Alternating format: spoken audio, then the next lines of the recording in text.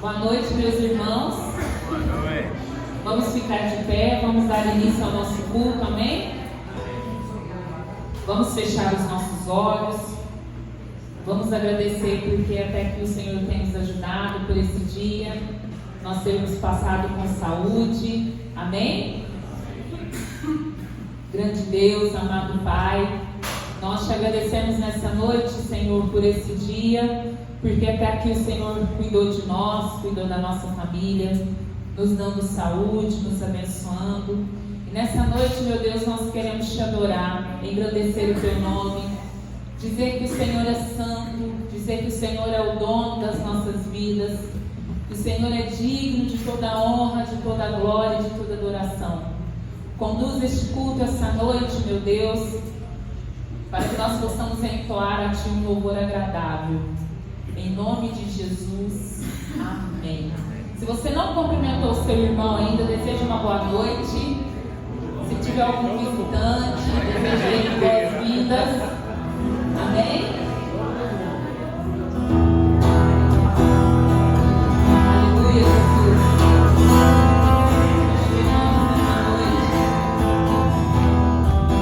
Umas palmas também, vamos louvar o Senhor.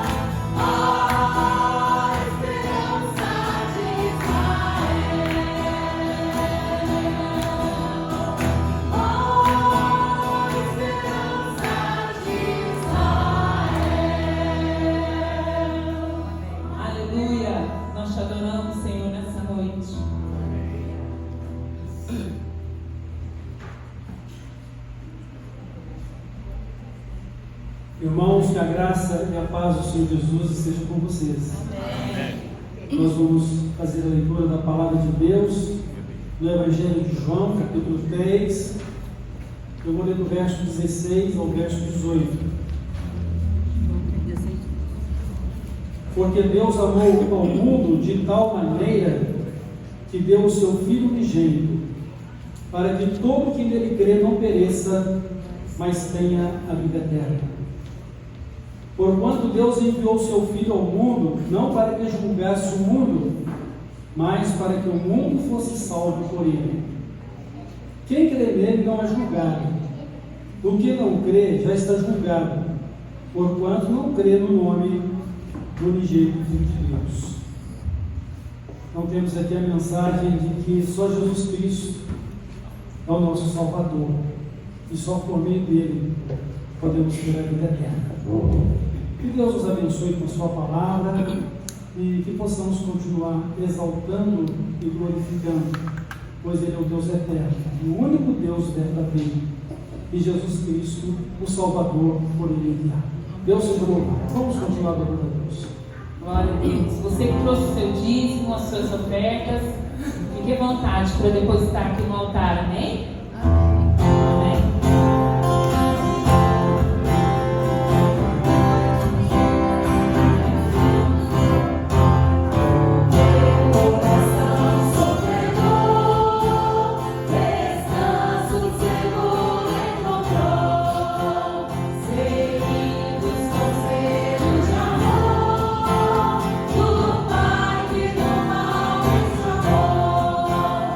Cantar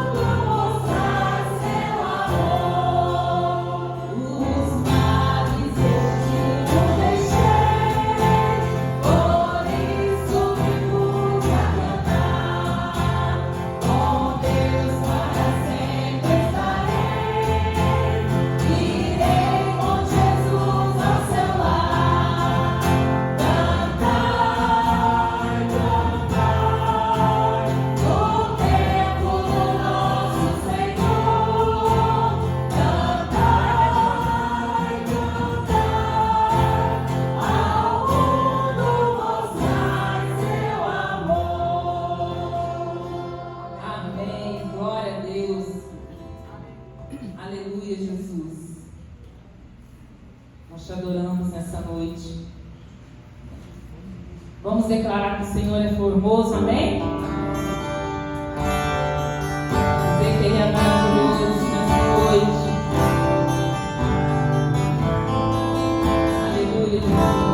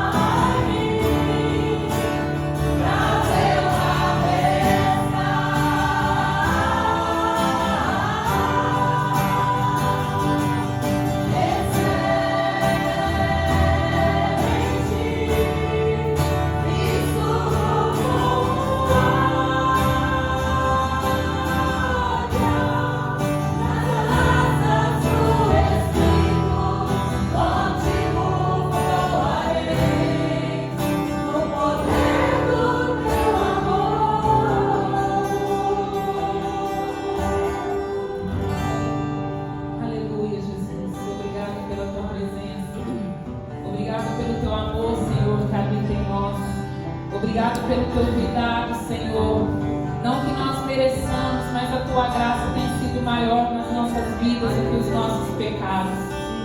E o nosso coração nesta noite, meu Deus, é de gratidão ao Senhor. Obrigada, Espírito Santo. Fala conosco nesta noite, meu Deus, através da tua palavra. Em nome de Jesus. Amém.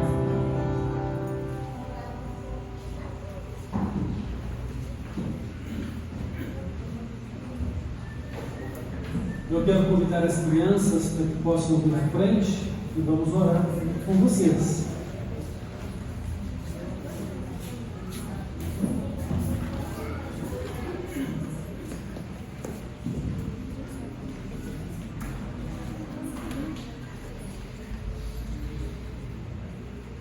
Vamos orar? Senhor Jesus, abençoa estas crianças, seja com cada uma delas, esteja falando aos seus corações, esteja guiando as suas vidas, que o Espírito Santo as ilumine e lhes dê o pleno conhecimento do Senhor, para que possam conhecer-te como Salvador e Senhor de suas vidas, e para que pelo teu Santo Espírito possam também celebrar o teu culto nesta noite. Abençoa estas crianças, abençoa suas famílias, abençoa a igreja, abençoa a tua palavra ao nosso coração. No nome de Jesus oramos. Amém.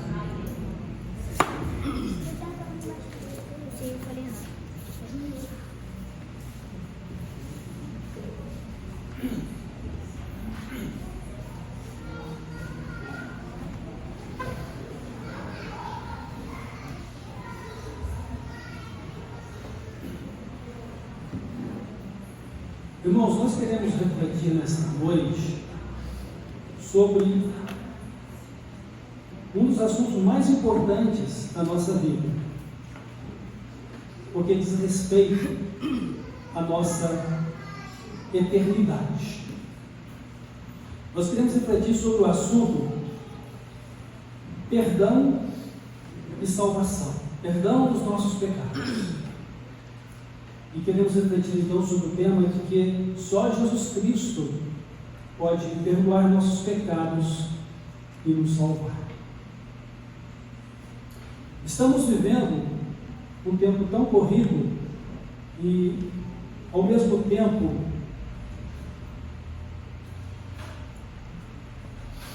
uma cultura religiosa tão secularizada que falar sobre salvação é falar sobre um tema meio que estranho. Mesmo pelo que, para muitos, o conceito de salvação é a qualidade da sua vida moral. Eu sou uma boa pessoa, eu não desejo mal para ninguém, trabalho para sustentar minha família, e nunca matei, nunca roubei, ou não tenho vícios, não traio o meu cônjuge, então eu estou salvo. Então nós estamos vivendo um tempo em que o conceito de salvação tem sido fruto de um entendimento de uma vida moral adequada aos padrões bíblicos, né? Porque hoje em dia a referência nem sempre é Deus e a sua palavra. A referência pode ser a pessoa própria, pode ser a ideologia que ela assume, e não a palavra de Deus, não Deus como padrão da vida moral. Mas, mesmo tendo Deus como padrão da vida moral, não é este o fato pura e simplesmente da salvação. Mesmo que salvação implique numa qualidade de vida moral cujo padrão seja o caráter de Deus e a sua palavra. Vivemos um tempo que, por mais moderno que ele seja, por mais que a ciência tenha evoluído, as pessoas ainda acreditam em ajudadores da vida espiritual. As pessoas têm deuses e santos de devoção. Tem a Deus que acredita nos espíritos da floresta. Então, salvação é um tema muito pertinente para hoje.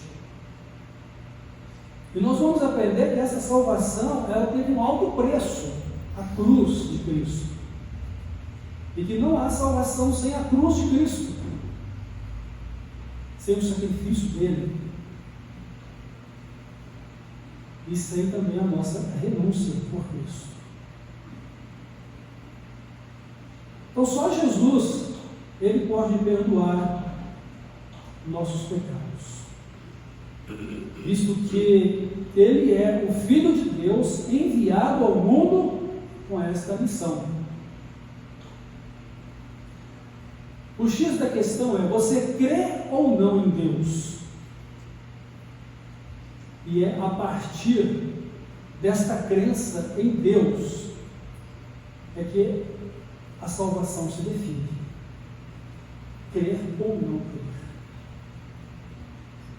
Sujeitar-se ou não ao plano de Deus. Mas é preciso crer nele. E é preciso ter fé. Não, e não é um produto seu, a fé não é um produto nosso. É um produto da graça de Deus, dádiva de Deus. Então, tomando Deus como a referência, e Ele tem que ser a referência porque viemos dele, e não há nenhum dado científico que prove o contrário, embora não se prova a existência de Deus pela ciência,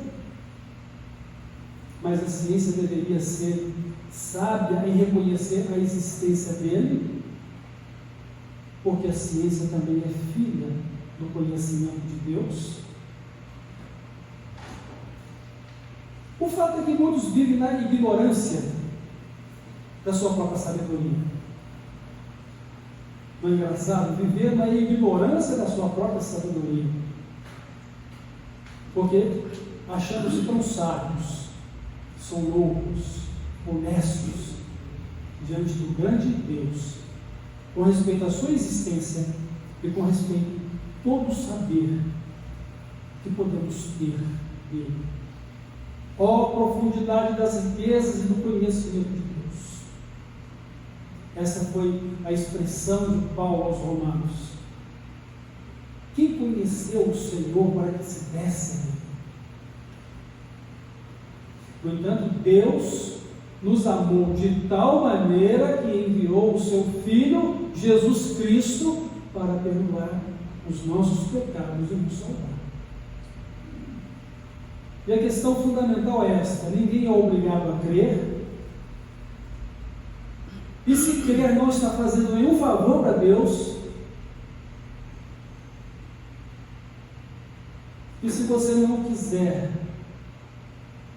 mesmo que Deus tenha amado você, Ele não vai fazer questão da sua integridade, porque você já não o merece mesmo, nenhum o merecia.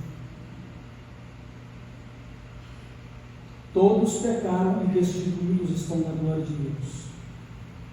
Mas a dádiva gratuita de Deus é a vida eterna por Cristo Jesus, nosso Senhor, pelo qual Ele provou o seu amor para conosco, e que Cristo morreu por nós, sendo nós ainda pecadores. Deus amou pecadores para que se arrependessem e fossem perdoados por Ele e salvos. E só Deus pode fazer isso. Você pode tentar se corrigir de todas as formas. Você pode tentar consertar a sua vida com todas as pessoas com quem tenha falhado. Mas salvação tem que ser um conserto com Deus. Quando o rei Davi reconheceu o seu pecado de adultério com Betseba, quando ele reconheceu que ele havia feito o que era mal, ele primeiramente diz: contra ti somente pequei e fiz o que é mal. E o Senhor é justo em me julgar. Não que ele não tivesse feito mal aos olhos de quem ele foi mal, mas é que nosso pecado primeiramente atinge a Deus, que nos criou a sua imagem e semelhança.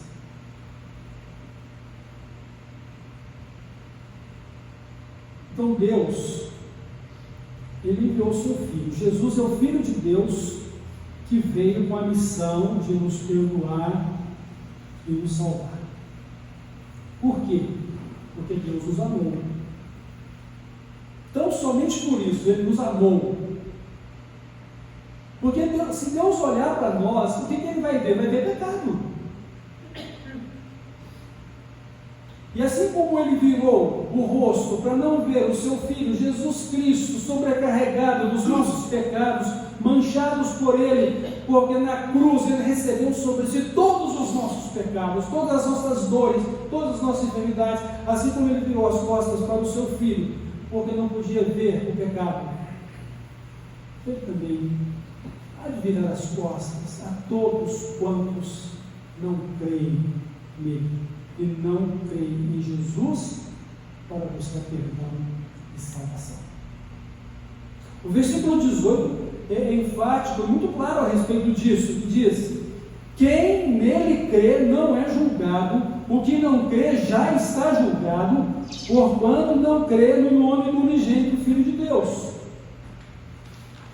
E o escritor aos Hebreus, ele faz esse questionamento: como escaparemos nós se não atentarmos para uma tão grande salvação, ou para essa tão grande salvação? Como escaparemos da perdição, da condenação, se não nos voltarmos para a salvação de Deus? E só Ele pode perdoar os nossos pecados, e só Ele pode nos salvar, porque Ele é o único que reunia a condição de justo, o único que não tinha pecado. Então Ele poderia assumir a culpa de todos os pecadores, e foi isso que Jesus fez. Ele tomou sobre si os nossos pecados. Mas Ele tomou sobre si os nossos pecados de quem? De quem creu. Se você não crê, você continua julgado e condenado. Você não pode entrar no céu com os seus pecados. Deus não tem lugar para pecadores incrédulos no céu. Então só Jesus Cristo pode perdoar os nossos pecados. E não há ninguém que possa rogar por você. Rogai por mim, pecador. Não há ninguém que possa fazer isso de você, senão o próprio Jesus. Não há outro nome dado em cima do céu ou embaixo da terra pelo qual possamos ser salvos. Esta é a declaração de Deus em Atos 4:12. Não há outro nome em cima do céu, não há outro nome embaixo da terra. Nós poderíamos concluir que só Jesus Cristo pode perdoar os nossos pecados e nos salvar. Ele é o enviado de Deus para isso, enviado único, exclusivo, de forma que ele é também chamado de o único mediador entre Deus e os homens. E se você ainda não é crente em Jesus Cristo, deveria crer.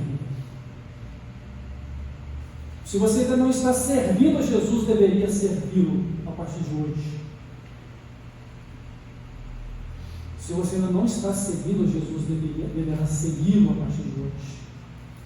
Se esse é o seu entendimento do amor de Deus para com a sua pessoa, se você crê que Deus te amou de tal maneira que enviou Jesus Cristo para te perdoar e salvar, e para que você não sofra a condenação do último dia. Perecer. Quero que você entenda que perecer não é ser extinto, aniquilamento.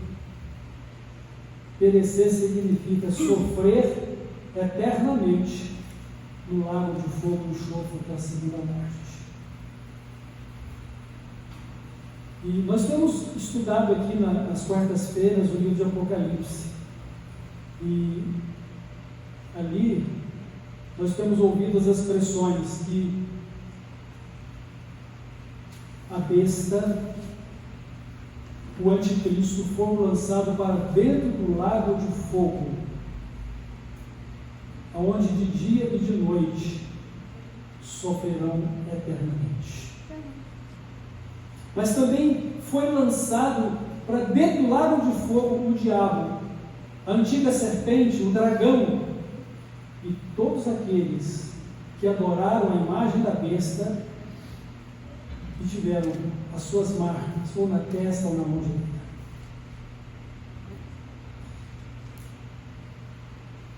Então precisamos do Senhor Jesus para perdoar os nossos pecados. Não há outro mediador, não há outro nome pelo qual possamos ser salvos.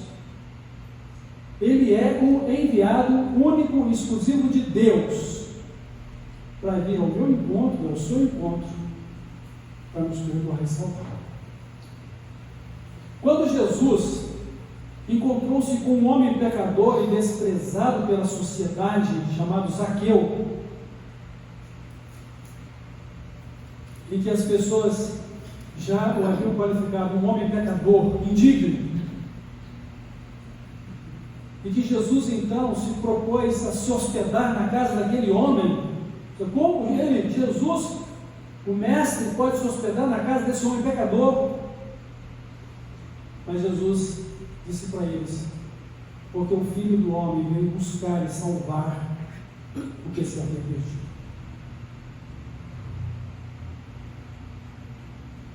Então, Zaqueu estava perdido e foi achado.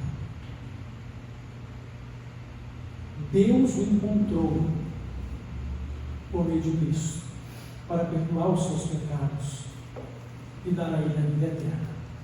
Essa é a declaração: para que todo que nele crê não pereça, mas tenha a vida eterna. A vida eterna é vida para sempre com Deus. E eu pergunto: como é que você está vivendo a vida cristã que você declara possuir? Você está vivendo de fato com Jesus? Verdadeiramente você está vivendo para Jesus? Qual é o relacionamento de fé e amor e dedicação que você tem para com o Senhor Jesus? Ele vive e reina no seu coração?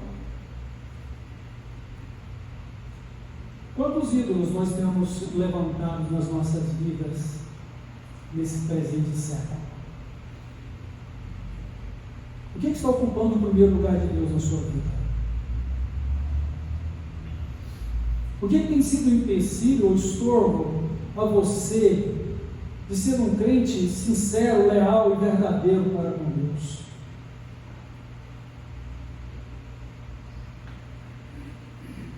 O que você vai levar desta vida?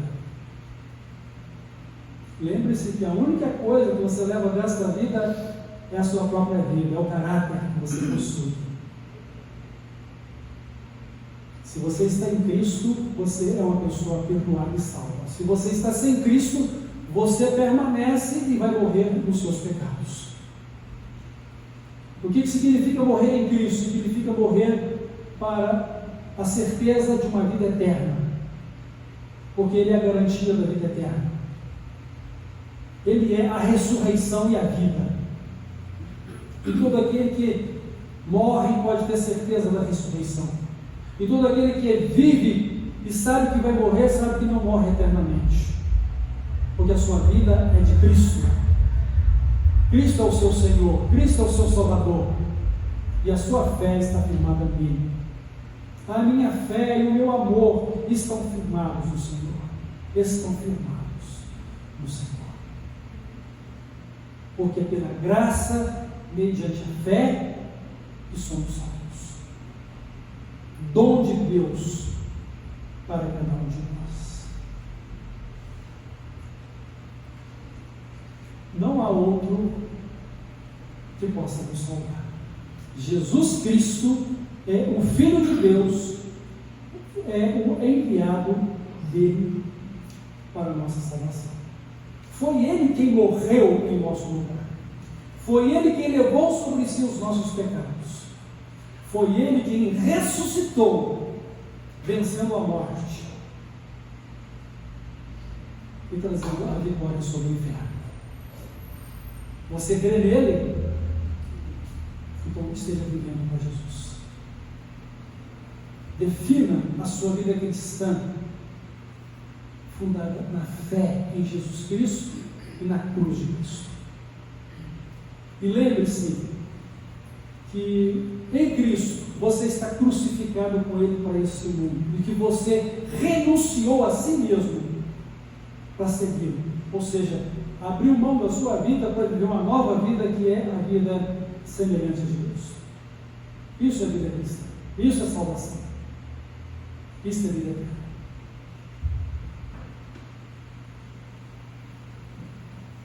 Então Jesus Cristo, além de ser o enviado de Deus, foi Ele que recebeu o castigo dos pecados no nosso lugar, levando Ele mesmo em seu corpo nossos pecados sobre a cruz, para que nós, mortos para o pecado, pudéssemos viver para a justiça, ou viver para Jesus. E é o reconhecimento do amor de Deus para conosco. Deus me amou, eu amo a Deus. E essa é a lógica apresentada por Deus por meio do apóstolo João. Nós o amamos porque Ele nos amou primeiro. E temos a seguinte orientação: meus filhinhos, João falando para nós, meus filhinhos, estas coisas eu vos escrevo para que não pequem. Porque todo aquele que é nascido de Deus não vive pecando ou não vive no pecado. Embora ainda não saibamos como haveremos de ser, nós temos a plena certeza e convicção de fé que nós o veremos como Ele é. Ou seja, assim como é o nosso Salvador e Senhor Jesus Cristo, nós também refletiremos a sua mesma imagem e semelhança. E mesmo não sabendo de como haverá de ser a vida pós-morte, nós temos certeza de ser muito feliz. Há um lar muito feliz lá no céu, onde não há tristeza nem dor, onde não há pranto, não há morte, onde o pecado não existe. E a glória de Deus, ela não apenas brilha em todos os recantos desses lugares celestiais onde estará o povo de Deus, mas ela será refletida pelo próprio crente, pela vida gloriosa de Jesus.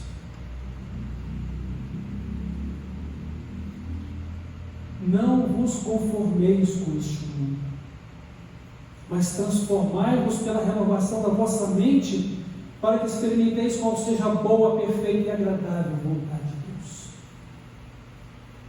Irmãos, se é uma coisa que devemos ter cuidado, é ter o cuidado de não nos envolver com este mundo. João, na sua primeira carta, também nos fala: não ameis o mundo, nem o que no mundo há. Se alguém ama o mundo, o amor do Pai não está nele. Que amor é esse que eu não devo amar o mundo? É não desejar ter o mesmo estilo de vida desse mundo que é pecaminoso e que jaz no maligno. Agora, amar amar no sentido de dar a sua vida pelos pecadores, para que eles sejam salvos, dar a sua vida para ser bênção na vida dos outros, esse amor todos nós podemos ter e devemos amar. Ninguém tem maior amor do que isso, dar a sua vida pelos seus amigos. Mas desejar o mesmo estilo de vida deste mundo, e namorar, e estar amarrado a este mundo, é a mesma coisa que assentar-se na roda dos escarnecedores, ouvir o conselho dos ímpios e deter no caminho dos pecadores, conforme não deve fazer aquela pessoa que ama Deus de acordo com o Salmo 1. Então, meus queridos irmãos e minhas irmãs, só Jesus pode perdoar os nossos pecados e nos salvar, porque Ele é o Filho de Deus enviado a este mundo com esta missão, porque Ele morreu pelos nossos pecados para a nossa justificação. Então, o que eu mereço é ser condenado. Mas o que Deus fez? Ele condenou os meus pecados. Ele condenou os seus pecados. Só que Ele o fez sacrificando o seu próprio Filho. Ele fez justiça em relação aos nossos pecados, para que eu e você pudéssemos ter uma justiça divina para as nossas vidas. Essa justiça é Cristo, que traz perdão. E perdão quer dizer justificação, ou seja, você está justificado, você está perdoado, por causa do que Cristo fez por você em seu lugar. Ele tomou o seu lugar, para que você possa tomar agora a mesma vida semelhante a Ele. Então, meus irmãos, eu quero destacar aqui em último lugar, chegando já às conclusões da nossa reflexão desta noite, que só Jesus Cristo pode perdoar nossos pecados e salvar, porque além de ser o Filho de Deus enviado para isso, dele ter morrido em nosso lugar, Ele é Deus. Jesus Cristo é Deus, com o poder de perdoar e salvar os que nele creem. Uma das maiores crises do judaísmo nos tempos de Jesus era ouvir Jesus dizer: filho, os teus pecados estão perdoados. Eles ficaram por conta, eles ficaram escandalizados. Sabe por quê? Porque eles tinham um entendimento real e verdadeiro, e isso é realmente certo, que só Deus pode perdoar pecados.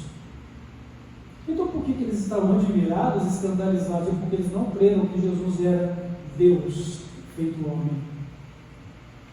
E até mesmo quando eles tiveram o entendimento de que Jesus era Deus, porque Ele se fazia igual a Deus, quando Ele dizia que Ele era o próprio Filho de Deus, eles então tomaram a decisão de matá-lo, por considerá-lo um homem blasfemo.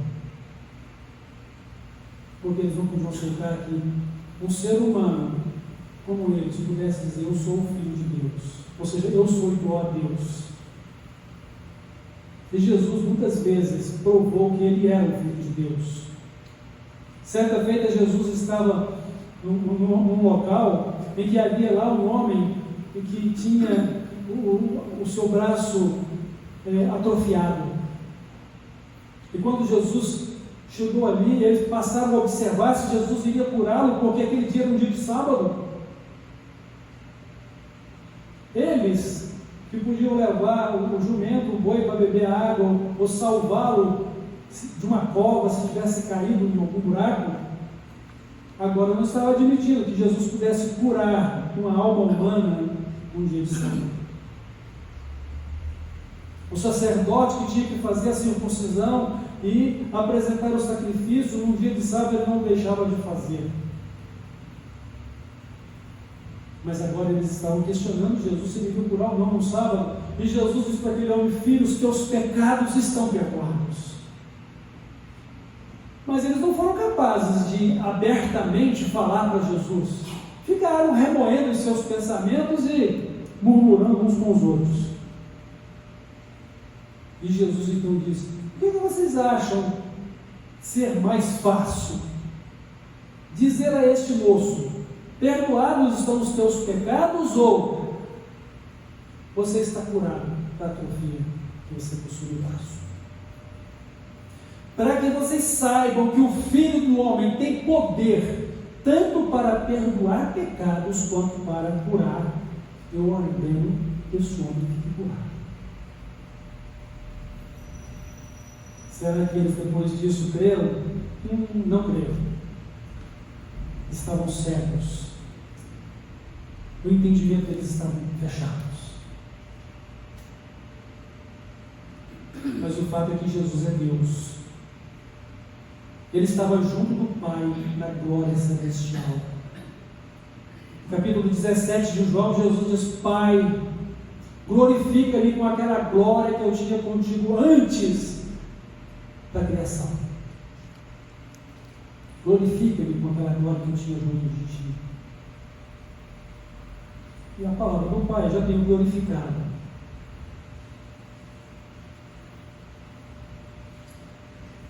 Jesus é Deus, mas Jesus é homem.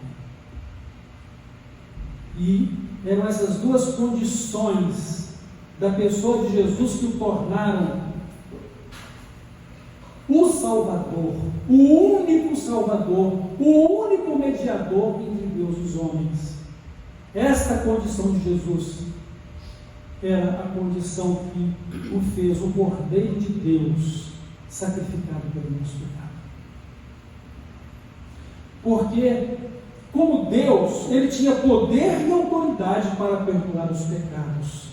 Mas como homem, ele se ofereceu como sacrifício no lugar de toda a humanidade. Como o homem poderia resolver o seu problema de pecado e ser salvo? Então, um justo foi levantado por Deus, alguém da própria divindade. E o Verbo se fez carne e habitou entre nós. E vimos a sua glória como a glória do único gerado pelo Pai, do unigênito do Pai. E o Filho único de Deus agora, ele se tornou o primeiro dentre muitos irmãos, os quais Deus chamou e salvou pelo perdão dos pecados para fazer parte de uma nova geração, de uma nova criação. Se alguém está em Cristo, faz parte de uma nova criação, ou seja, uma nova criatura. Uma nova criatura de seres humanos para o céu. Porque se trouxemos conosco as mesmas características do primeiro homem que foi Adão, agora nós trazemos conosco as características do segundo homem que é celestial, Jesus Cristo. O que desceu do céu, voltou para o céu. Ou seja, ele desceu do céu para fazer a nossa salvação, ele volta para o céu vitorioso, levando consigo mesmo a justiça de Deus feita pelos nossos pecados. O Cordeiro de Deus que foi morto, mas que está vivo, e que vai voltar, e que um dia vai se assentar no seu trono de juízo, e todas as pessoas estarão diante dele. E ele então fará a chamada daqueles cujos nomes estão no livro da vida, para que adentrem aos céus e tomem posse da sua morada celestial. Mas ele vai julgar e condenar, um por um, de todos aqueles cujos nomes não estão escritos no livro da vida, mas segundo todos os que estão escritos a respeito deles nos livros, outros livros que não são da vida. E eles serão lançados também do lago de fogo, onde está a besta, o falso profeta, o diabo que é o dragão, e ali haverá sofrimento eterno. Mas quanto aos que ele perdoou, mas quantos ao que ele salvou, ele os destinou para uma vida gloriosa, semelhante à sua própria glória, que ele compartilhou pela fé com todos aqueles que creram nele. Quem crê é salvo, quem não crê já está condenado. Qual é a sua situação nesta noite? Você é de Cristo? Você está vivendo para Ele? O reino de Cristo, o reino dos céus está dentro de você, Ele governando a sua vida? Por que nesta noite eu trago esta mensagem tão conhecida por você? Para que ela seja um modus operandi da sua vida sempre. Para que você não esqueça da cruz de Cristo. Para que você não esqueça da sua própria cruz que você tem que levar dia após dia. Para que seja um homem de Deus ou uma mulher de Deus, salvos por Jesus Cristo, guardados no amor dEle, no nome dEle, no poder dEle, na direção e governo dEle para a sua vida. Para que você guarde a sua fé e ninguém tome a sua coroa. Ela é a vitória que Cristo tem preparado para você. Então, meus queridos irmãos e minhas irmãs, nesses dias em que a salvação tem se tornado um assunto muito fraco e ralo, mesmo pelo que muitas igrejas acabam fazendo um tipo de atuação apenas para aumentar o seu número de fiéis e não se preocupam com as almas das pessoas pelas quais Jesus morreu, cujas vidas precisam ser, sim, perdoadas e salvas, resgatadas pelo sangue de Jesus, pelo sangue do Cordeiro. Você tenha consciência plena da sua fé. Que você possa dizer como Paulo: eu sei em quem tenho crido. Estou certo que é poderoso para guardar a minha vida, o meu tesouro até o dia final. Que Deus abençoe você e que você seja um crente fiel e dedicado a Deus. Que você viva o reino de Deus, que é Cristo governando a sua vida em todo o tempo, em qualquer circunstância, todos os dias. E que você lance fora qualquer ídolo que exista no seu coração. E idolatria não é só adorar um santo ou ter uma imagem de escultura. Idolatria pode ser avareza, pode ser mentira, aquilo que é mais importante para você que está ocupando o lugar de Deus na sua vida. Talvez você precisa de reordenar a sua vida para fazer as prioridades certas. Às vezes o seu ídolo precisa ir para o lugar dele e não está no lugar de Deus. Para que o seu ídolo assuma o seu lugar de bênção e não de divindade na sua vida. Preste atenção nisso, meus queridos irmãos e minhas irmãs. E estejam preparados, porque temos pressentido que breve o Senhor virá e que Ele te encontre fazendo a vontade dele. Amém? Nós vamos orar e após essa oração nós vamos estar encerrando a nossa reflexão. Vou pedir à nossa irmã Cristiane que ore neste momento. Não pode vir aqui à frente orar?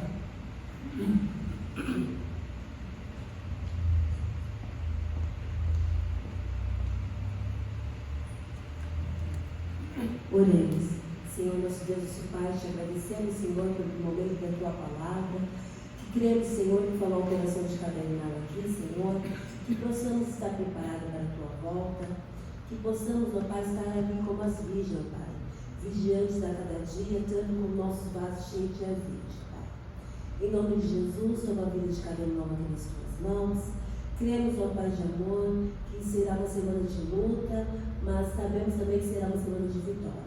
Vitórias que virão através da Tua palavra, falando nos nossos corações, através da leitura da Tua palavra, através das orações, Senhor, que possamos nos fortalecer, Senhor, e que possamos orar também, Senhor, pelas pessoas que necessitam da Tua presença. Sabemos, ó Pai, que essa é a nossa guerra, Pai. Muitas vezes nós colocamos as nossas guerras maiores do que o Senhor em nossas vidas. Que possamos crer, ó Pai, que não há problema maior do que o Senhor em nossas vidas.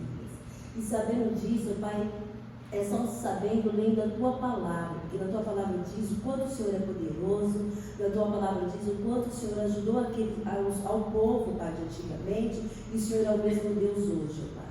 E assim cremos, ó Pai. Em nome de Jesus, nós te pedimos também pelos jovens, ó Pai, que estão vindo, ó Senhor, que virão, Senhor Jesus, daqui da Turma de Minas. O Senhor pode estar abençoando o Jonai, dando sabedoria a ele, abençoando o motorista, Pai, cuidando de uma forma especial daqueles jovens. Que eles possam chegar aqui cheios do Teu Espírito Santo, para que possam compartilhar as bênçãos com a nossa igreja, Pai, com o corpo de Cristo. Obrigada por este momento, obrigada pela vida do pastor, o qual está aqui à frente, trazendo a Tua palavra, Pai. Nós te agradecemos em nome de Jesus. Amém.